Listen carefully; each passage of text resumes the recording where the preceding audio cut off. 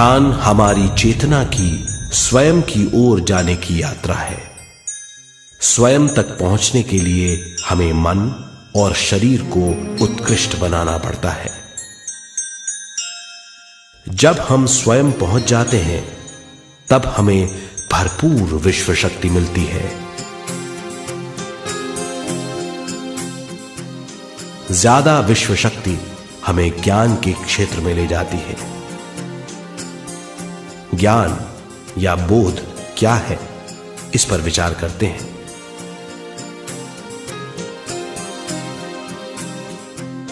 ध्यान हमारे ज्ञान को ऊंचे स्तर तक ले जाता है।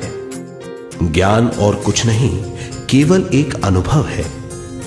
अनुभव और कुछ नहीं, केवल अपने आप में पूरी तरह डूब जाना है।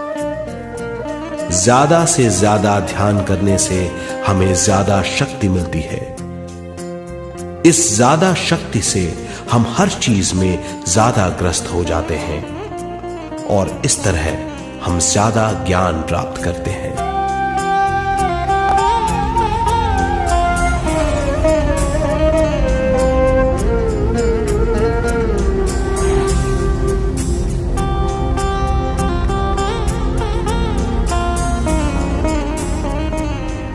ज्ञान के द्वारा हमारी समझबूझ और बुद्धिमत्ता में वृद्धि होती है। इस समझबूझ से हम समझ जाते हैं हम केवल शरीर और मन ही नहीं है। हम समझ जाते हैं कि हम एक अद्भुत जीव हैं। और ज्यादा समझ के द्वारा अपनी समस्याओं से छुटकारा पा सकते हैं। ज्यादा शक्ति और ज्यादा ज्ञान हमारी चेतना का विस्तार करता है। चेतना का विस्तार ही आत्मा का ध्येय है। ज्यादा ज्ञान हमें विशिष्ट इंद्रियों द्वारा मिलता है, जैसे दिव्य चक्षु और सूक्ष्म शरीर।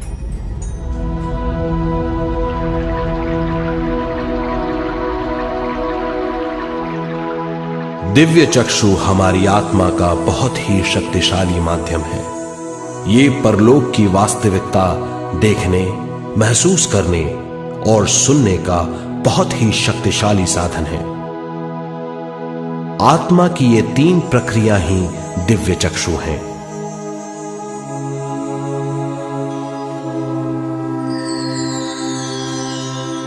ज्यादा से ज्यादा ध्यान करने से ज्यादा शक्ति बहने लगती है। ज्यादा शक्ति दिव्य चक्षु को गतिशील करती है। ध्यान करने के लिए यह अनोखा अनुभव है।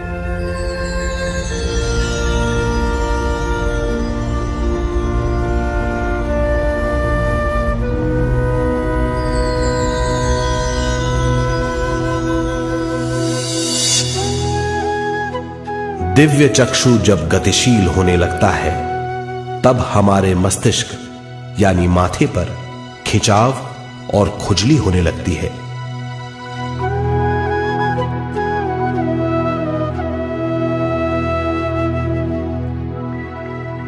हमें विभिन्न रंगों की झलकियां अपने चारों ओर घूमती हुई दिखाई देती हैं।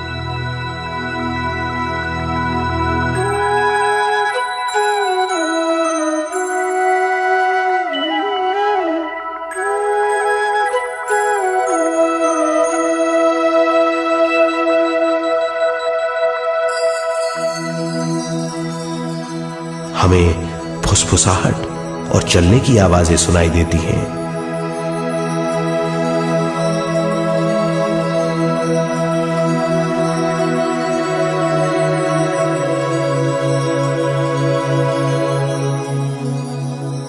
हमें लगता है कि जैसे हम घुप अंधेरी सुरंग में यात्रा कर रहे हैं।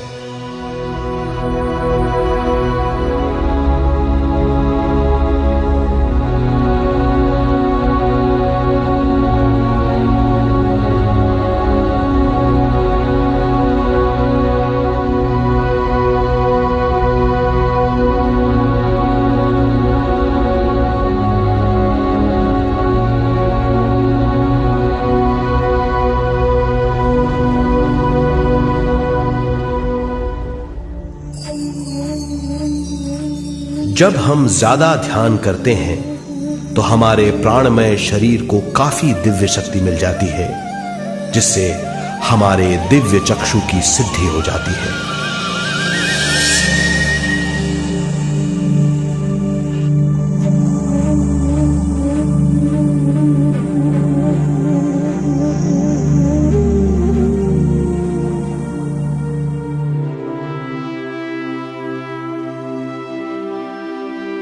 हमें ये स्तर और दूसरे स्तर साफ दिखाई देने लगते हैं। दिव्य चक्षु की संपूर्णता से हमें बहुत सी चीजें आंखों से ज्यादा साफ दिखाई देने लगती है।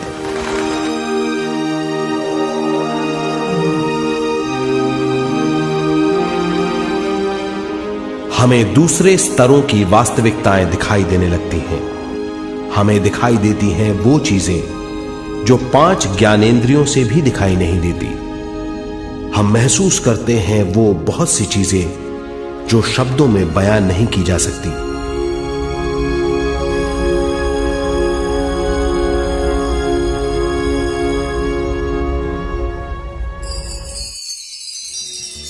हमें सुनाई देती हैं पार्श्व ध्वनियां, दूसरे स्तर के वाद्यों की आवाजें।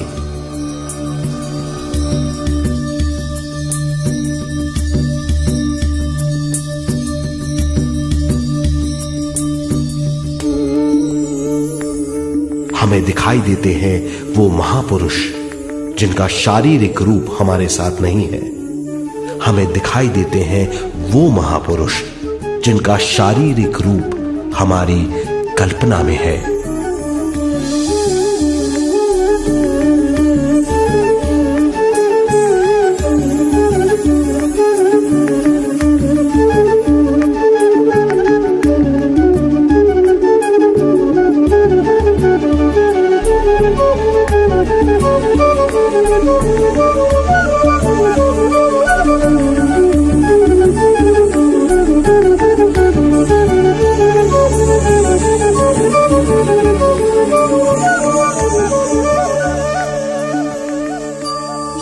और अधिक ध्यान करने से हमें वो महापुरुष तीव्र ज्योति के रूप में दिखाई देते हैं। तीव्र ज्योति के रूप में देखने के बाद भी हम उन्हें पहचान सकते हैं।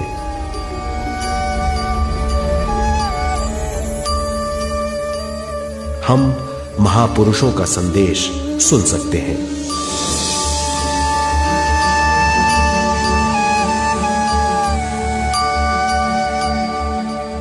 हम महसूस करते हैं एक सुरंग में यात्रा करने का अनुभव और अंत में प्रकाश में विलीन होने का अनुभव।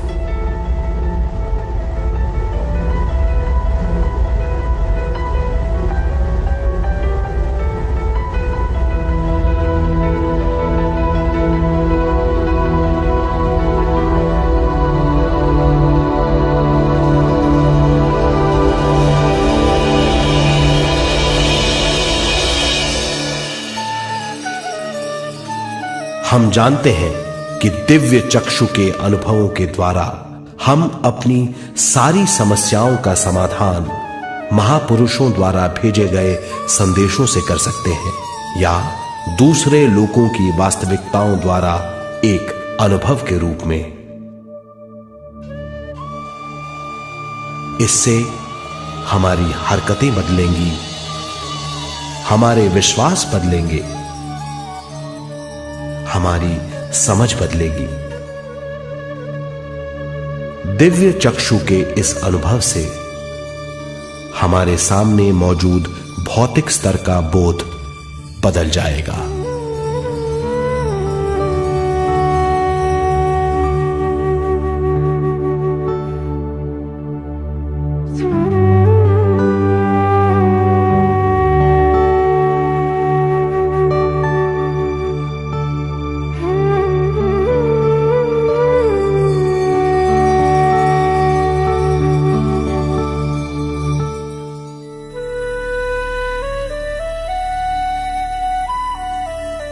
आइए अब हम स्वयं यानी शरीर के दूसरे साधनों की जानकारी लेते हैं।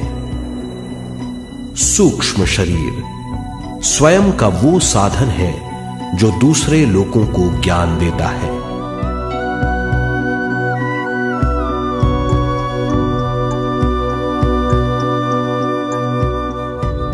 सूक्ष्म शरीर हमारी चेतना का दूसरा रूप है।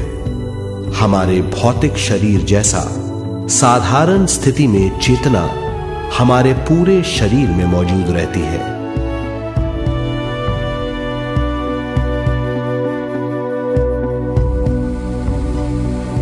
सोते समय अनजाने में हम सूक्ष्म शरीर की तरंगों का अनुभव करते हैं। इन्हें हम स्वप्न कहते हैं। जागृत अवस्था में हम सूक्ष्म शरीर का अनुभव ध्यान द्वारा कर सकते हैं। सूक्ष्म शरीर की यात्रा अंतराल और समय से परे है। सचेत अवस्था में अंतराल के अनुभवों के बाद हमें नए अंशों का ज्ञान मिलता है।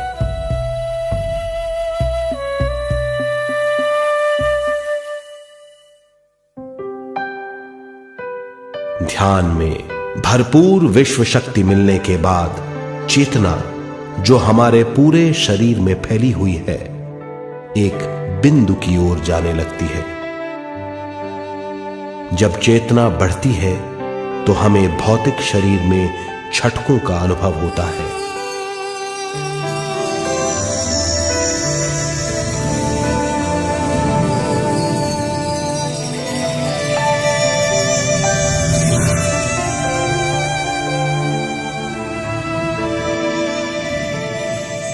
ऐसा लगता है जैसा हमारा शरीर तैर रहा हो। लगता है हमारे हाथ पैर हैं ही नहीं। हमें अपना शरीर पंख की तरह हल्का लगने लगता है। ये पारलौकिक शक्ति कहलाती है।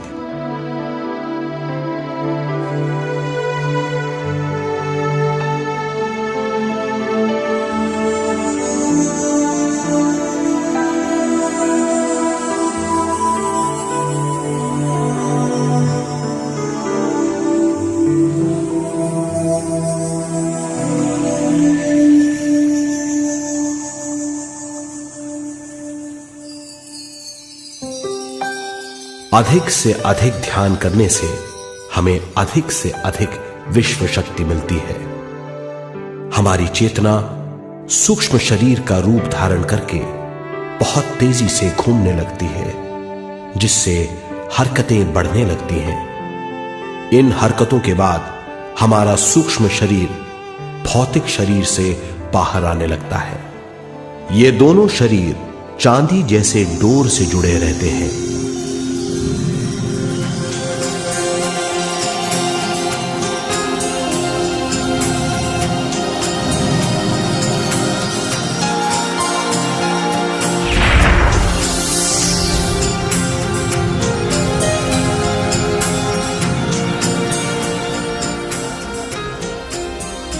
ये चांदी की डोर और कुछ नहीं, तेज गति से थड़थड़ाती हुई चेतना है, जो भौतिक शरीर से सूक्ष्म शरीर को और सूक्ष्म शरीर से भौतिक शरीर को संदेश देती रहती है।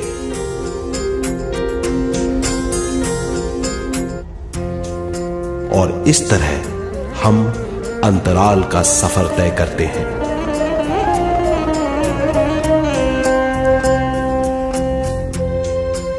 अंतराल की यात्रा हमारी चेतना की जाने और अनजाने लोगों की यात्रा है। अंतराल की यात्रा द्वारा हमें स्वयं के बारे में उच्चतम ज्ञान और बूझ मिलती है। अंतराल की यात्रा में हमारा सूक्ष्म शरीर सारे भौतिक चीजों और तत्वों जैसे पृथ्वी, पानी, अग्नि, वायु और आकाश के बीच में से गुजर सकता है। सूक्ष्म शरीर सारे लोगों के बीच से निर्भीक गुजर सकता है।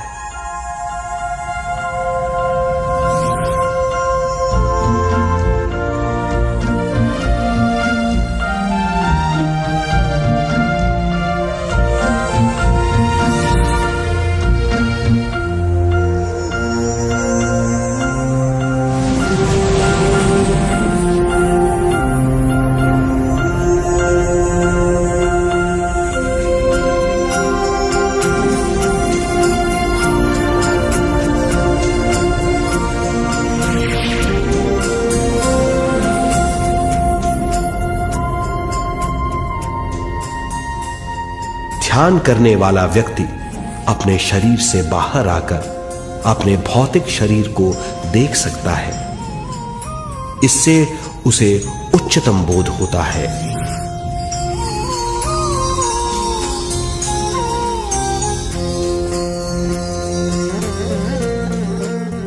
वो समझ पाता है कि वो शरीर मात्र नहीं बल्कि शरीर में रहता है। ये एक गहन बोध है। हर किसी को अंतराल की यात्रा का अनुभव करना चाहिए। अधिक से अधिक यात्रा करने से हमारी सीमाएं खत्म हो जाएंगी। हम जान जाएंगे कि हम असीम हैं। केवल इसी अनुभव के द्वारा हम जान जाएंगे कि हम ही चेतना है। हम जान जाएंगे कि हम असीम हैं। हम जीवन का नया विस्तार जान जाएंगे।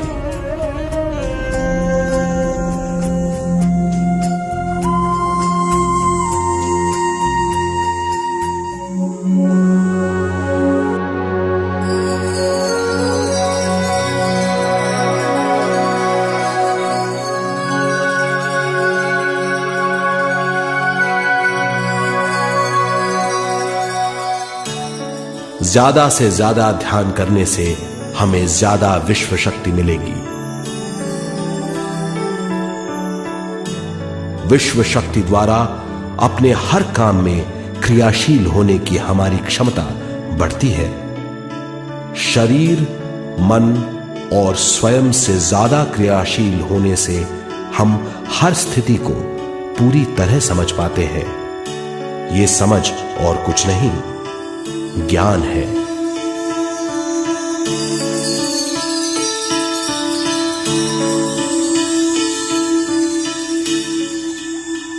साधारण मनुष्य को केवल अनुभव मिलता है, क्योंकि उस अवस्था में वो ज्ञान के बारे में नहीं सोचता, क्योंकि उस अवस्था का अनुभव वो केवल भौतिक समझ से करता है। ज्ञान योग उस अवस्था को पूरी तरह समझ लेता है, क्योंकि वो जानता है कि वो केवल शरीर नहीं, सिर्फ शरीर में रहता है। वो जानता है कि अवस्थाएं उसके विकास के लिए हैं। ध्यान के अनुभवों के बाद और व्यवहारिक जीवन में उनका प्रयोग करने से हमें अपार समझ का आभास होगा। इस समझ से हजारों दरवाजे खुल जाएंगे। ये दरवाजे हमारे जीवन की नई उपलब्धियों का नया विस्तार करेंगे। हमारी समझ से उपलब्धियों और ज्ञान की अधिक बढ़ोतरी होगी। इससे हमारी चेतना का विस्तार होगा, जो और कुछ नहीं बल्कि विवेक की उपलब्धि है। इस विवेक का अनुभव कुछ ऐसा होगा जैसे वो हजारों सुनहरी पत्तियों वाला कमल है।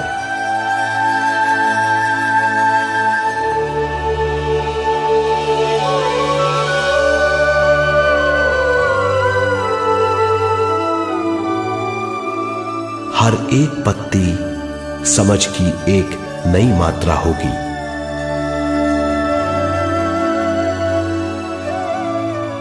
ज्यादा से ज्यादा मात्रा में समझने के बाद हमें दूसरे लोगों की मौजूदगी ज्यादा से ज्यादा समझ में आ जाएगी। इस समझ से हम जान जाएंगे कि मृत्यु कभी नहीं होती। हम अनंत जीव हैं। हम समझ जाएंगे कि जीवन क्या है और मृत्यु क्या है।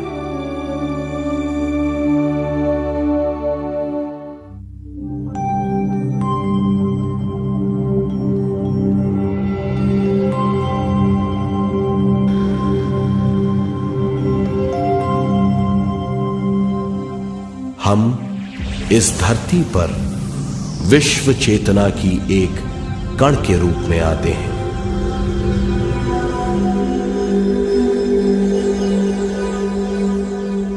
उद्गम स्थान से हम स्वयं के प्राणमय शरीर का एक ढांचा लेकर आते हैं। हम इस धरती पर अनोखे अनुभव करने आते हैं। अपने अनुभवों के लिए हम एक गर्भ स्थान या कोख चुनते हैं। हम माता पिता, वातावरण और हालात चुनते हैं। जीवन का पूरा ढांचा स्वयं को मालूम होता है। मां को चुनने के बाद चेतना का एक कण मां के गर्भस्थान में प्रवेश करता है। चेतना का मां के गर्भस्थान में प्रवेश होने के बाद गर्भस्थ शिशु में प्राण आते हैं।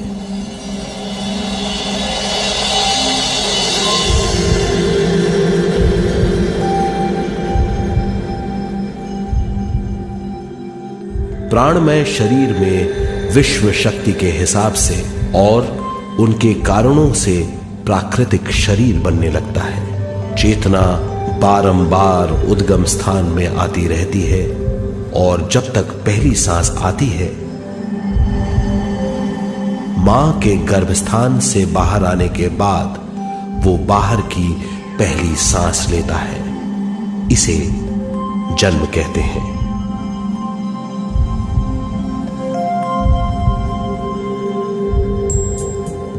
पहले दिन से 7 वर्ष तक हमें उद्गम स्थान का आभास रहता है। 7 वर्ष की उम्र से दिमाग अपना आकार लेना शुरू करता है। 14 वर्ष में यह क्रिया पूरी हो जाती है।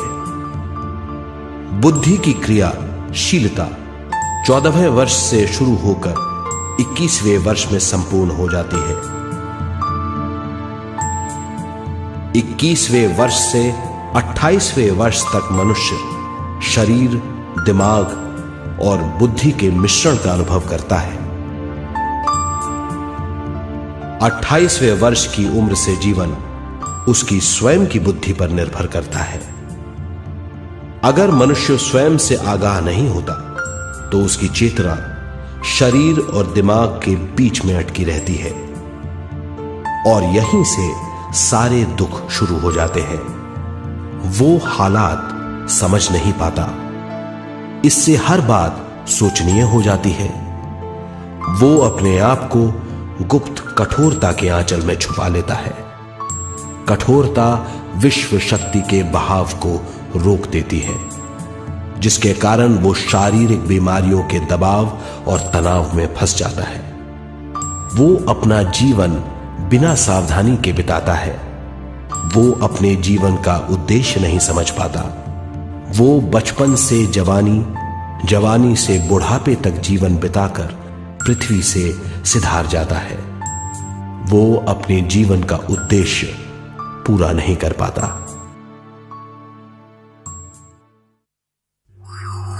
इसे हम मृत्यु कहते हैं।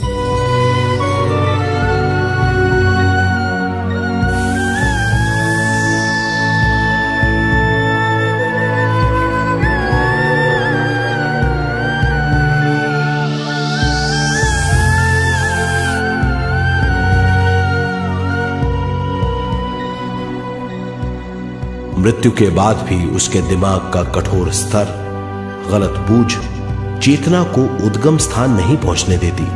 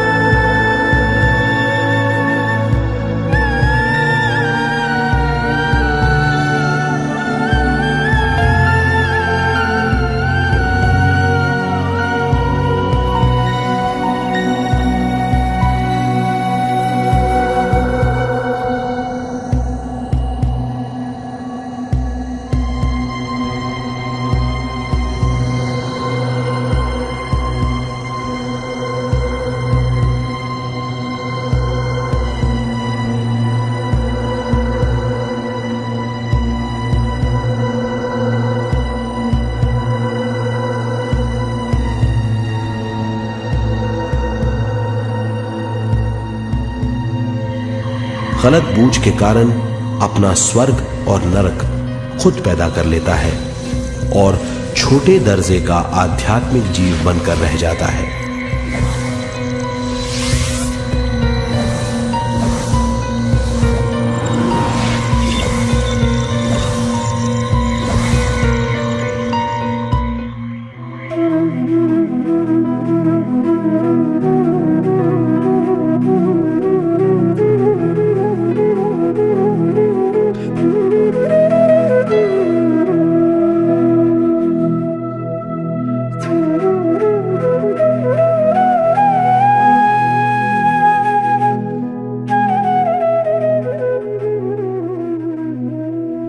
अगर मनुष्य स्वयं में सरोवर होकर अपना जीवन शुरू करता है तो वो हर हाल में आनंद पूर्वक रहेगा।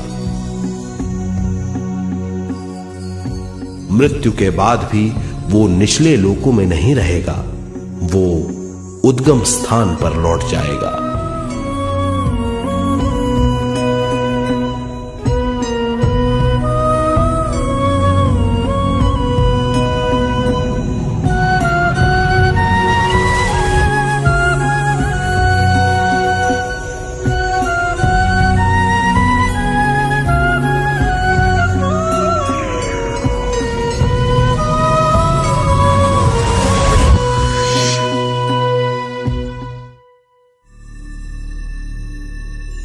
दिव्य चक्षु अनुभव और सूक्ष्म शरीर अनुभवों से ज्यादा ज्ञान प्राप्त होता है।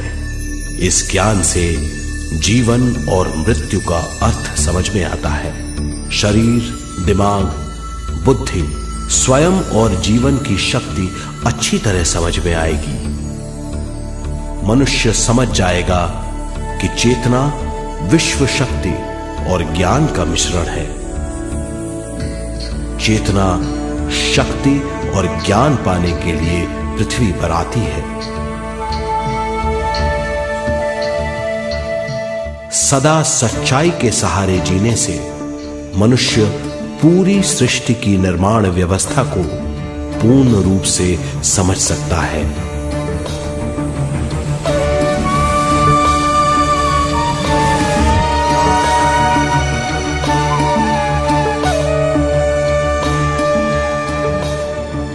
इस समझ के द्वारा मनुष्य एक अद्भुत सृष्टिकर्ता बन सकता है।